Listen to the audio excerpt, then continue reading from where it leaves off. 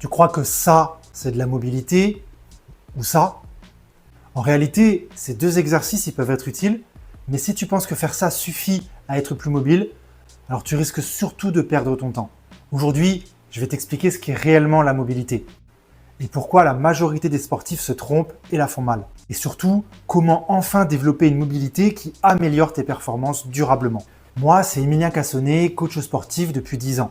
J'accompagne des sportifs qui veulent retrouver un corps performant et surtout à la hauteur de leurs ambitions. Et aujourd'hui, je vais te montrer pourquoi la mobilité est probablement l'outil le plus mal compris du fitness. Parce qu'aujourd'hui, tout le monde parle de mobilité sans réellement savoir ce que c'est, ni même le définir.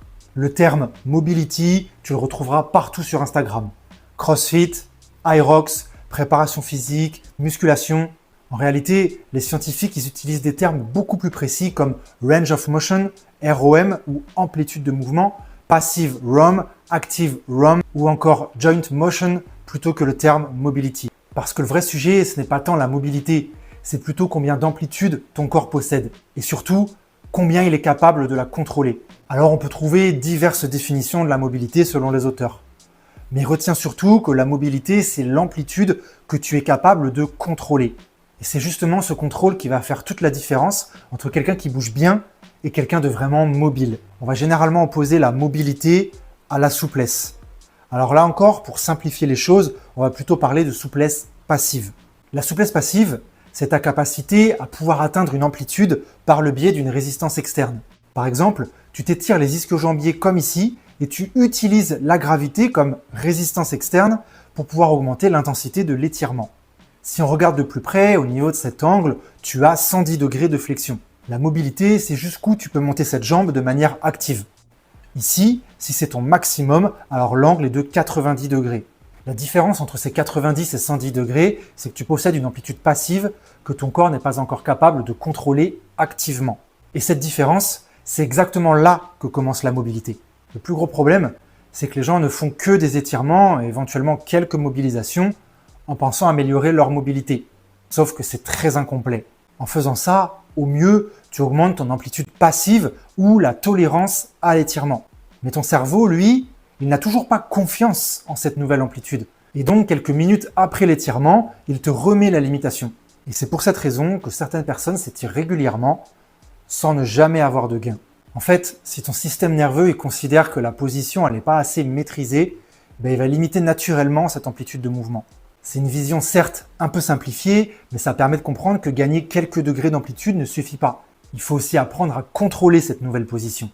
Et c'est donc maintenant qu'on passe au concret.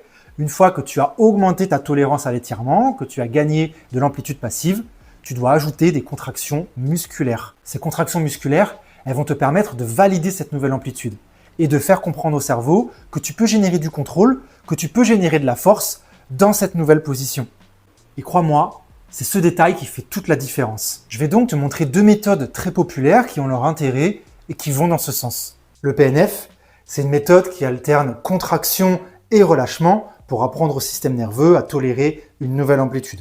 Donc, si je prends l'exemple sur les ischio-jambiers, je vais trouver un exercice qui va les mettre en position d'étirement, comme ici. Et là, je vais chercher à planter mon talon dans le sol pour ramener la jambe, la hanche, en extension à hauteur de 50% environ sur 5 secondes. 4, 3, 2, 1. Je relâche la contraction, je détends et je respire calmement sur une trentaine de secondes. De là, tu peux enchaîner sur un deuxième et un troisième cycle. Et ainsi, on a une série de travail sur la méthode PNF, soit le contracté-relâché. Le Pales and Rails, qui est une version plus moderne du PNF, avec un temps d'étirement en amont beaucoup plus long et derrière des contractions musculaires beaucoup plus intenses. Donc on retrouve notre position d'étirement pour les ischio-jambiers. On va se mettre en position, lancer un chrono de 2 minutes et chercher à se détendre le plus possible pour gagner quelques degrés d'amplitude. Une fois que les 2 minutes sont passées, on va planter son talon dans le sol pour contracter ses ischio-jambiers à hauteur de 20%. On peut forcer sur 2 secondes à 20% d'intensité, 40% toujours sur 2 secondes, 60% d'intensité sur 2 secondes, 80% d'intensité sur 2 secondes et enfin 100% d'intensité ou le plus fort possible, cette fois sur 10 secondes. Donc je cherche très fortement implanter mon talon dans le sol. Et une fois que les 10 secondes sont passées, on va faire l'opposé. On va chercher cette fois à décoller le pied du sol. Donc, il n'y a pas de mouvement qui se fait. C'est très subtil. Par contre, la contraction, elle n'est plus du tout dans mes ischio-jambiers. Elle est dans les muscles opposés, à savoir le droit fémoral et le quadriceps de manière générale. L'idée, c'est de chercher à décoller son pied du sol pour aller un petit peu plus loin dans l'amplitude. Je t'invite donc à tester ces deux méthodes sur toi pendant quelques semaines et d'observer la différence. Et ça fonctionne avec toutes les articulations. Pourquoi je t'explique tout ça? Parce que si tu comprends ce principe, tu vas enfin arrêter de perdre ton temps avec des heures et des heures d'étirement. Alors il existe bien sûr d'autres méthodes, d'autres moyens de contraction, mais rien qu'avec ça, tu vas passer un cap. D'ailleurs, envoie-moi mobilité épaule ou mobilité hanche directement sur Instagram et je t'envoie gratuitement un exercice pour tes épaules ou pour tes hanches qui respecte ces principes. Alors bien sûr, la mobilité c'est plus complexe que des contractions sans mouvement. D'ailleurs, le mot mobile lui-même implique un déplacement, mais ça reste déjà un très bon point de départ.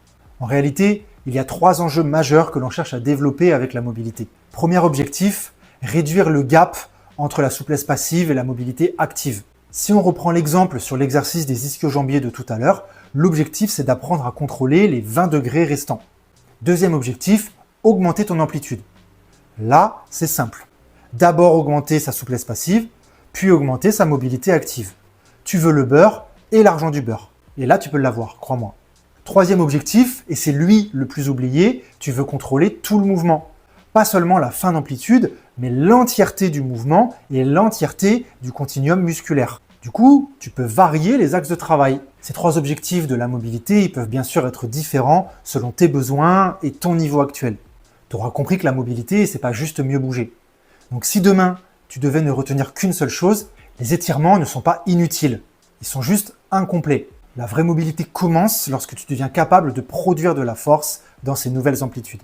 Parce qu'être plus mobile, ce n'est pas juste avoir la capacité de toucher ses pieds quand tu te penches en avant. Ça sert aussi et surtout à squatter plus bas, à recevoir un arraché, à avoir un overhead stable, courir avec une meilleure mécanique, produire plus de force, encaisser davantage de contraintes, avoir des articulations saines, durables.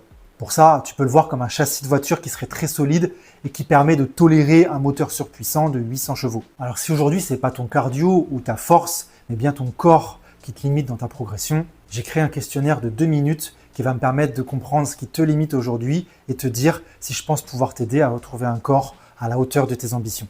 C'est gratuit et sans engagement. Le lien est dans la description. Je te souhaite une bonne journée et te dis à très vite.